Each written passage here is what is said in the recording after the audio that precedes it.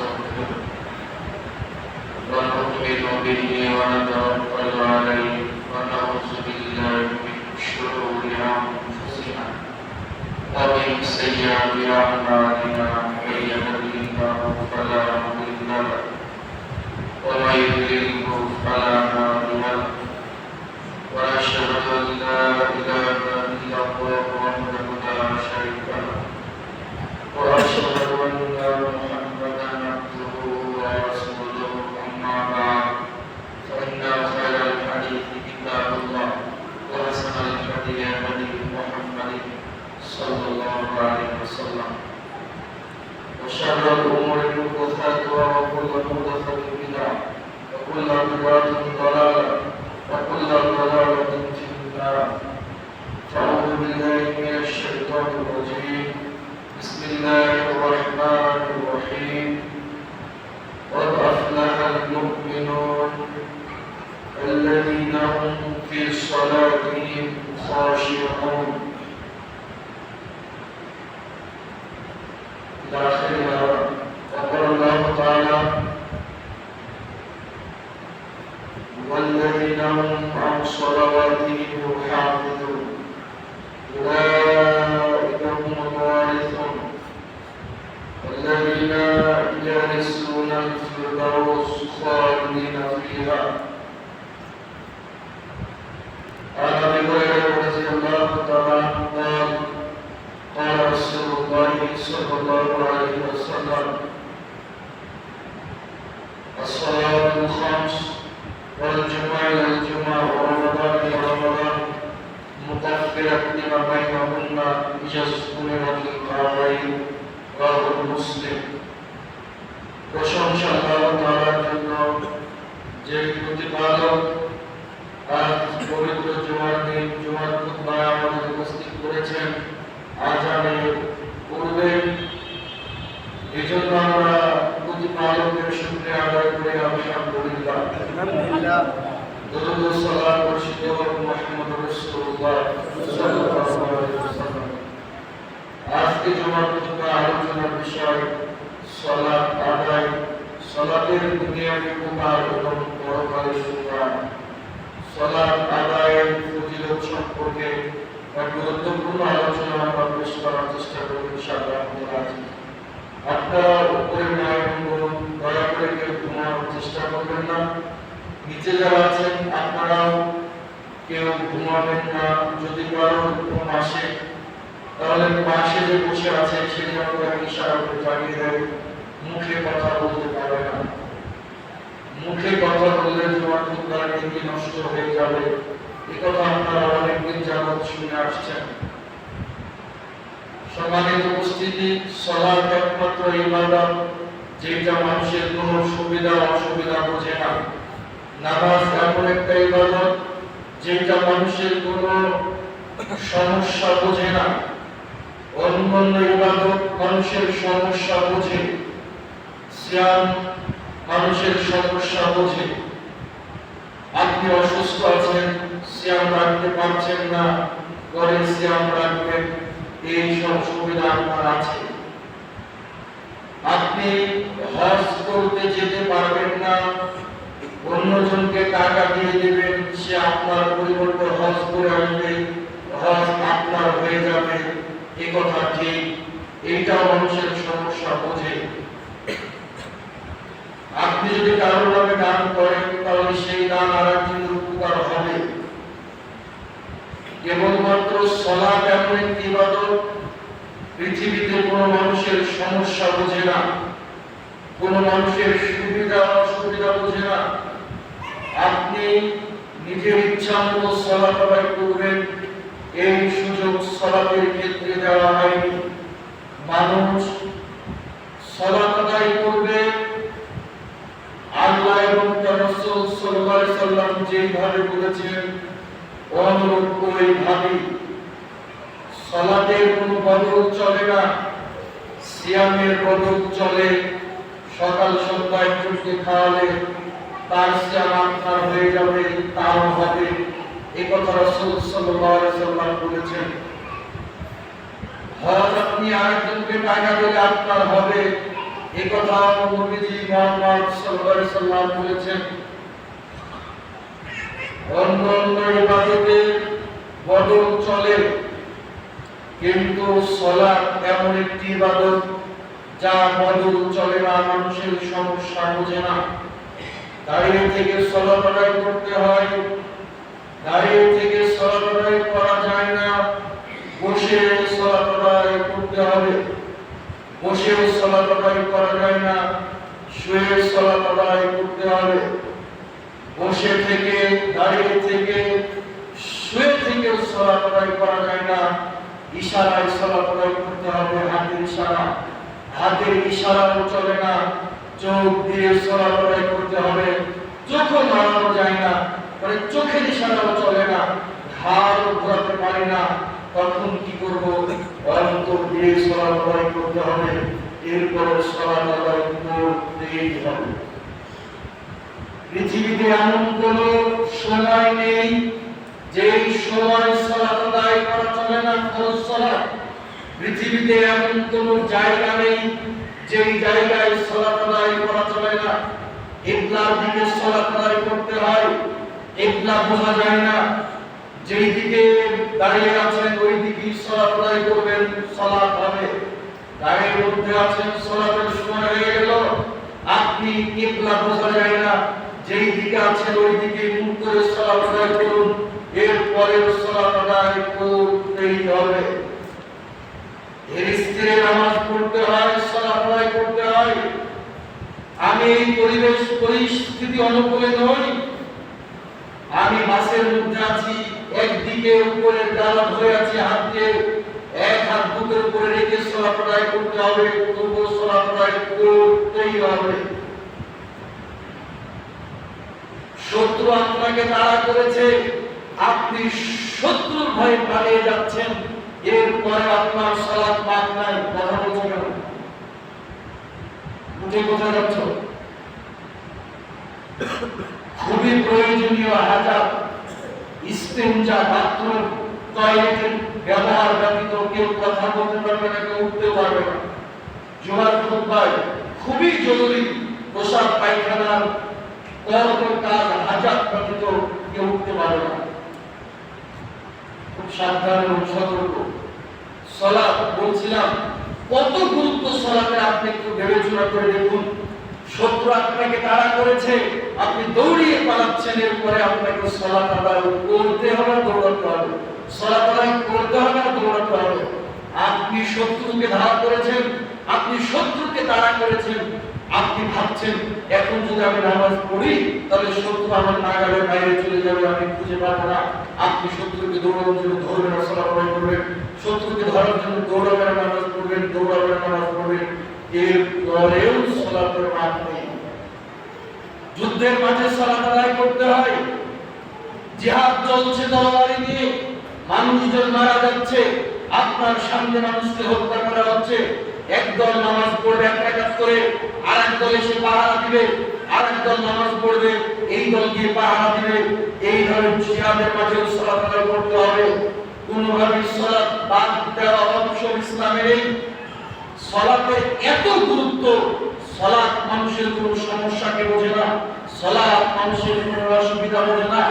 আপনি বলতে পারবেন না ঘুমিয়েছিলাম সালাত আদায় করতে পারিনি, আপনি বলতে পারবেন না মাঠে ছিলাম এই জন্য সালাত আদায় করতে পারিনি, আমি কাজে ব্যস্ত ছিলাম এই জন্য নামাজ আদায় করতে পারিনি।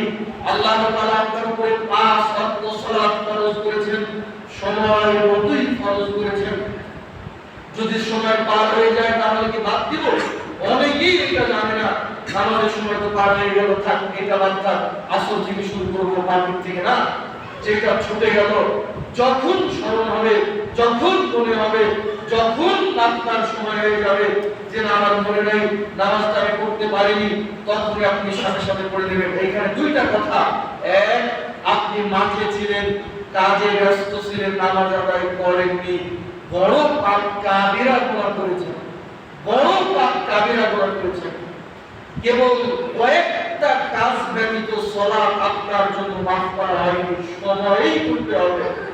এক, আপনি ঘুমিয়েছিলেন, ঘুমিয়েছিলেন মানে আত্মা তো আপনার কাছে ছিল না, যখনই ঘুম থেকে জানতে পারেন তখনই উঠে সালাত আদায় করতে হবে। এইটাই হলো আপনার জন্য কাফারা, এইটার জন্য আপনার জন্য কাজা। আপনার জন্য হলো এইটাই হলো কাফারা। আর একটা, যখন আপনি ভুলে গিয়েছিলেন, স্মরণ ছিল না, আমার স্মরণ ছিল না নামাজের কথা, মানুষ পাঁচ ওয়াক্ত নামাজ পড়ে কিন্তু এমন কাজে ব্যতিব্যস্ত, আজানও শুনতে পাইনি, নামাজের কথা স্মরণ নাই, যখন স্মরণ হবে তখন আদায় করতে হবে। এই দুই ক্ষেত্রে নাম আছে। আর পাগল বাচ্চাদের জন্য সালাত না। কিন্তু কাজ করছিলাম, আজান হচ্ছে, আমি নামাজ পড়িনি, এটা হলো কাবিরা গুনাহ, পড়ে দিলেও কাবিরা গুনাহ অন্তর্ভুক্ত। কত বড় মহাপাপ, এত বড় পাপ পৃথিবীতে নাই যে সালাত আদায় না করে থাকা যত মহাপাপ। মহান আল্লাহ বলেন, কদ আফলাহাল মুমিনুন, মুমিনগণ সফল হয়ে গিয়েছে, যারা মুমিন তারা সফল হয়ে গিয়েছে। আল্লাযীনা হুম ফি সালাতিহিম খাশিউন, যারা তাদের সালাতের মধ্যে বিনয়ী অবনত, যারা তাদের সালাতে বিনয়ী, খুব ভয় ভীতি নিয়ে বিনয়ীর সাথে সালাত আদায় করে, এরা সফল হয়ে গিয়েছে, মানে এরা জান্নাতি হয়ে গিয়েছে। সুবহানাল্লাহ। এটা আল্লাহ বলেছেন কোরআনের মধ্যে। আল্লাহ এভাবে বলতে বলতে বলতে আরো একটু আগে গিয়ে বলছেন, অনেক আয়াত পার করে। আচ্ছা, আপনাদের নিকটে আমার একটা প্রশ্ন, বলেন তো সালাত আদায় করলে কি মানুষ জান্নাত পাবে? বলেন, আপনারা বলেন তো দেখি, মানে সালাত আদায় করলে জান্নাত পাবে এমন আপনি শুনেছেন? না। যে নামাজ পড়লে জান্নাত পাবে শুনেছেন?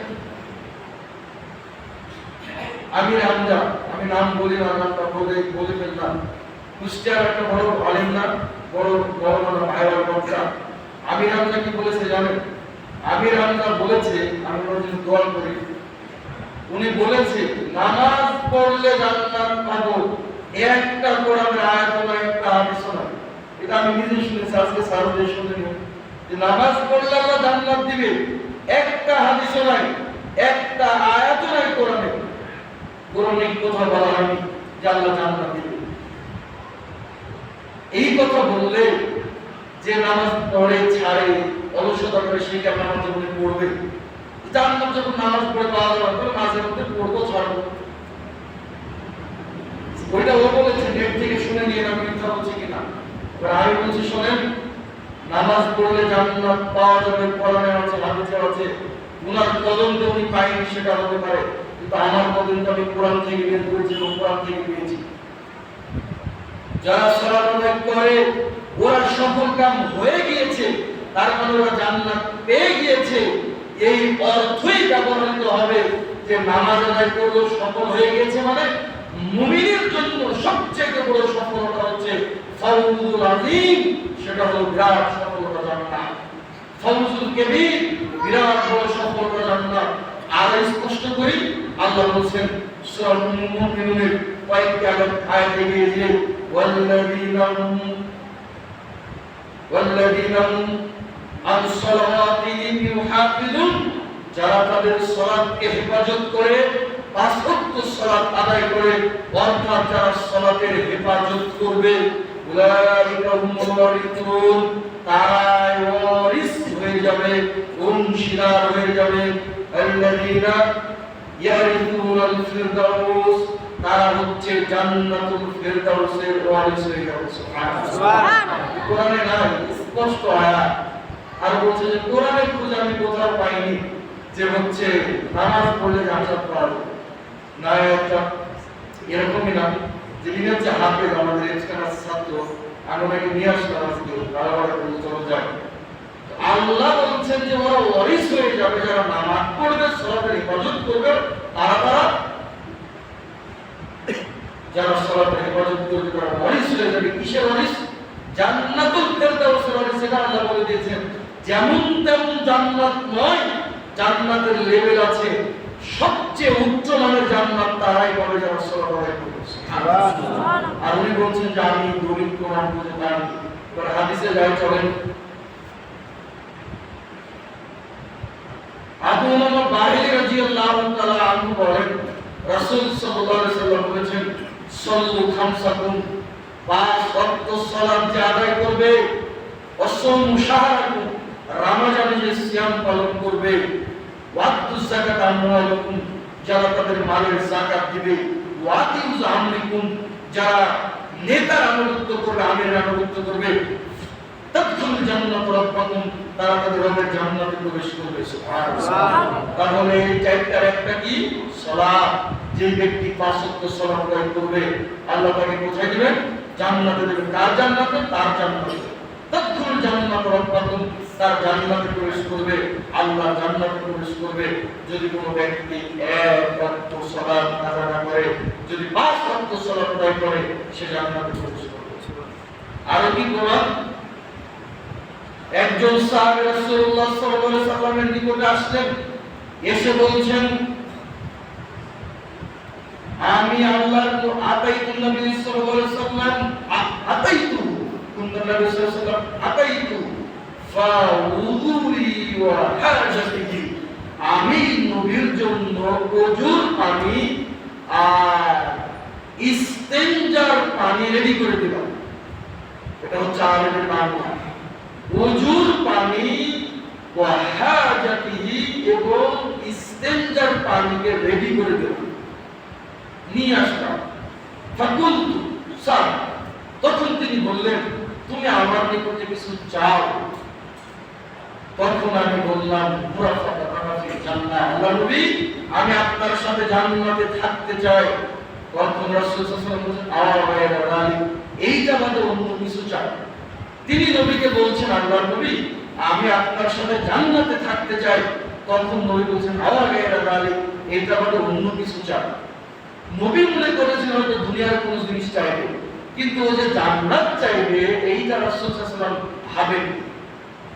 আল্লাহ গায়েব জানে? বলেন গায়েব জানে? আল্লাহর নবী গায়েব জানে, এটা যে বিশ্বাস করবে তার ঈমান টুকরো টুকরো হয়ে বালি বনের মতো পরিণত হবে। লা গায়বা ইল্লাল্লাহ, গায়েবের খবর একমাত্র আল্লাহ ছাড়া কেউ জানে না। একটা হাদিসও নাই যে আল্লাহ রাসূল গায়েব জানতেন। যতটুকু আল্লাহ জানাতেন ততটুকু জানতেন, এটা গায়েব জানা হলো? আপনাকে আমি একটা বিষয় জানালাম, তখন আপনি জানতেন না গায়েব জানা নয়। গায়েবের খবর কে রাখেন? একমাত্র আল্লাহ সুবহানাহু ওয়া তাআলা। লা গায়বা ইল্লাল্লাহ, লা ইয়ালামুহা গায়বা ইল্লাল্লাহ, আল্লাহ ছাড়া কেউ জানে না অদৃশ্যের খবর, গায়েবের খবর। কেউ যদি বলে যে নবী গায়েব জানতেন, তাহলে তার আকীদায় সমস্যা, তাকে তওবা ইস্তিগফার করে ফিরে আসতে হবে। তাহলে চারটার একটা হলো সালাত আদায় করলে সে তার প্রতিপালকের জান্নাতে প্রবেশ করতে পারবে, এই কথা রাসূলুল্লাহ সাল্লাল্লাহু আলাইহি ওয়াসাল্লাম বলছিলেন। তাহলে প্রত্যেকটা ব্যক্তিকে সালাত আদায় করতেই হবে। সাহাবী বললেন যে আল্লাহর নবী, যে আল্লাহর নবী অন্য কিছু চাও? তখন বলছে হুয়া লাক, ওই তাই চাও। চিন্তা করেছেন তারা জান্নাত কিভাবে বুঝতো? নবী বলছেন অন্য কিছু চাও, তখন সে বলছে হুয়া লাক, ওইটাই নিব, জান্নাতে চাই। ফাইন্না নবী কাসরাতিস সুজুদ, তুমি যদি জান্নাতে যেতে চাও তাহলে বেশি বেশি সালাত আদায় করো, আর সিজদা করে, নামাজ পড়ে সিজদা করে আমাকে সাহায্য করো, তাহলেই আমি তোমাকে জান্নাতে নিয়ে যেতে পারবো। সুবহানাল্লাহ। দুইটা হাদিস দিয়ে প্রমাণ করলাম, অসংখ্য হাদিস দিতে পারবো ইনশাআল্লাহ, যে নামাজ আদায় করলে মানুষ জান্নাত পাবে। আর দলিল আছে, নামাজ আদায় তিনি বলেছেন ওয়াদা, আদেশ, এই জন্য পালন করতে হবে, আদেশও পালন করতে হবে, আর নামাজ পড়লে জান্নাত পাওয়া যাবে। এই কথা রাসূল সাল্লাল্লাহু আলাইহি ওয়াসাল্লাম বলেন, এই কথা আল্লাহ সুবহানাহু ওয়া তাআলা বলেন। আবু হুরায়রা রাদিয়াল্লাহু তাআলা আনহু বলেন, রাসূল সাল্লাল্লাহু আলাইহি ওয়াসাল্লাম বলেছেন, as-salatul khams, পাঁচ ওয়াক্ত সালাত, ওয়াল জুমাইল জুমা, এক জুমা থেকে আরেক জুমা, ওয়া রমাদান ইলা রমাদান, এক রমাদান থেকে আরেক রমাদান, এই জুমা থেকে ওই জুমা, এই জুমা থেকে আরেক জুমা, যে রমাদান গেল এই রমাদান থেকে আরেক রমাদান, মুকাফফিরাতুন লিমা বাইনাহুন্না, এর মধ্যবর্তী মানুষ যত পাপ করবে সব পাপকে আল্লাহ মাফ করে দেবে। সুবহানাল্লাহ। ইজাসতুলিবাতিল কাবায়ের, তবে যদি কেউ কবিরা গুনাহ করে তাহলে মাফ পাবে না। যদি কেউ কবিরা গুনাহ থেকে বাঁচতে পারে বড় পাপ থেকে বাঁচতে পারে, তাহলে এই রমাদান থেকে ওই রমাদান, এক বছর এই জুমা থেকে ওই জুমা, 7 দিনের মধ্যে যত ছোটখাটো পাপ হবে এই পাপটা এমনিতে আল্লাহ মাফ করে দেবেন। সুবহানাল্লাহ, কত দয়া আল্লাহ, কত রহমত আল্লাহ, যে এই পাপের জন্য আপনাকে ইস্তেগফার করলেও ক্ষমা হবে, ইস্তেগফার না করলে এই পাপ ক্ষমা হবে। ছোটখাটো পাপ, কেবল বড় বড় পাপকে বেঁচে রাখতে হবে। বড় পাপের সিরিয়াল এনেছেন বড় বড় আলেম, অনেক পাপকে উল্লেখ করেছেন বড় পাপ। সম্মানিত উপস্থিতি, এই জন্য আপনার জানা থাকতে হবে যে এই পাপগুলো বড় পাপ। আমি অল্প কয়েকটা বলি। 1, ঘুষ খাওয়া বড় পাপ, মনে রাখবেন। 2, সুদ খাওয়া কাবিরা গুনাহ বড় পাপ। 3, জিনা ব্যভিচারে লিপ্ত হওয়া কাবিরা গুনাহ বড় পাপ। 4, আল্লাহর সাথে শিরক করা মহা কাবিরা গুনাহ সবচেয়ে বড় পাপ। 5, বিদআত করা সবচেয়ে মহা এবং কাবিরা গুনাহ বড় পাপ। রাসূল সাল্লাল্লাহু আলাইহি ওয়াসাল্লামকে নিয়ে ঠাট্টা বিদ্রূপ করা, তার কোন দিন কোন হাদিসকে নিয়ে অবহেলা করা মহা বড় পাপ। মানুষের গীবত করা, নিন্দা করা সবচেয়ে মহা পাপ। দাড়ি চেঁচে ফেলা সবচেয়ে মহা কাবিরা গুনাহ বড় পাপ। যদি কোনো ব্যক্তি, কোনো মেয়ে বেপরদায় থাকে, তার হাত পা, মুখমণ্ডল, হাত পা যদি দেখা যায়, তাহলে কাবিরা গুনাহ বড় পাপ। 10, কোনো ব্যক্তি যদি সালাতের সময় পর্দা না করে মেয়েরা, তাহলে ও সালাতে তাই কই কাবিরা গুনাহ হবে। তাহলে 10 নম্বর 10টা পাপের কথা বললাম, এগুলো সব কাবিরা গুনাহ। আপনি মানুষকে গালি দিয়েছেন, কাবিরা গুনাহ। আপনি মানুষের সাথে শত্রুতা করেন, বড় কাবিরা গুনাহ। আপনি মানুষের পিছনে অপবাদ লাগান, অপবাদ কাবিরা গুনাহ বড় পাপ। জাদু বিদ্যা অর্জন করা, জাদু বিদ্যা শিক্ষা করা কাবিরা গুনাহ বড় পাপ। 14, গলতগিরি করা, হাত দেখে হাত চালান করা বড় পাপ। একজন মেয়ে বলছে হাত থেকে পাতিল পড়ে গেছে, বাড়িতে কুটুম আসতে পারে, কাবিরা গুনাহ। আপনার কোদালটি কাঁধে নিয়ে বাড়ি থেকে বেরোনো যায় না, আগে বাড়ি থেকে বেরিয়ে কোদালটি কাঁধে নিতে হবে, কাবিরা গুনাহ বড় পাপ, শিরকি পাপ। আপনি মনে করছেন যে রাতে টাকা ধার দেওয়া যায় না, কাবিরা গুনাহ বড় পাপ। আপনি বলছেন সকালে ঝাড়ু না দেওয়া পর্যন্ত টাকা বের করব না, কাবিরা গুনাহ বড় পাপ। এইসব ধারণা পোষণ করা কাবিরা গুনাহ পাপ। অনেক পাপের সিরিয়াল আছে যেগুলো বড় পাপ, কাবিরা গুনাহ।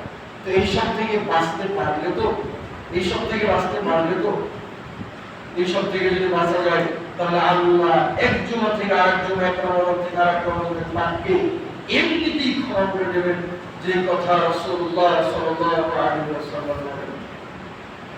আবু মুনিব রাদিয়াল্লাহু তাআলা আনহু বলেন, ইবনে উমর রাদিয়াল্লাহু তাআলা আনহু একজন যুবককে দেখলেন, আতলাবুত তালিব, তিনি দীর্ঘ সময় নামাজ পড়ছিলেন। তিনি বললেন, আনা আরাফতুহু, আমি যদি তাকে চিনতাম, ফাআমারতুহু, তাহলে তাকে আমি আদেশ করতাম। তিনি বললেন, আমি একজন যুবককে দীর্ঘ সময় নামাজ পড়তে দেখলাম, দেখার পর আমি বললাম যে একে যদি আমি চিনতাম, আমি একজনকে জিজ্ঞেস করলাম, ক্বালা রাজুল, একজনকে বললাম আপনি কে চেনেন? লোকটি বলল, আমি একে চিনি।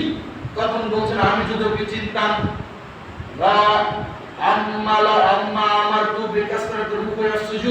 তাহলে আমি তাকে বেশি বেশি রুকু করতে বলতাম আর বেশি বেশি সিজদা করতে বলতাম।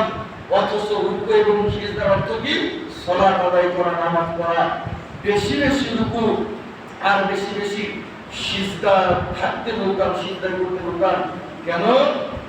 যখন বান্দা বা ইন্নাল আবদা, যখন কোন বান্দা, ইন্নাল আবদা, যখন কোন বান্দা তার সালাতে দাঁড়ায়, আসা অনুবিহি কুল্লিহা, তার অতীতের যত পাপ আছে সব পাপকে এনে কুল্লিহা আতাইহি, তার এই কাঁধের উপরে রেখে দেওয়া হয়, দুই কাঁধের উপরে পাপ রাখা আছে।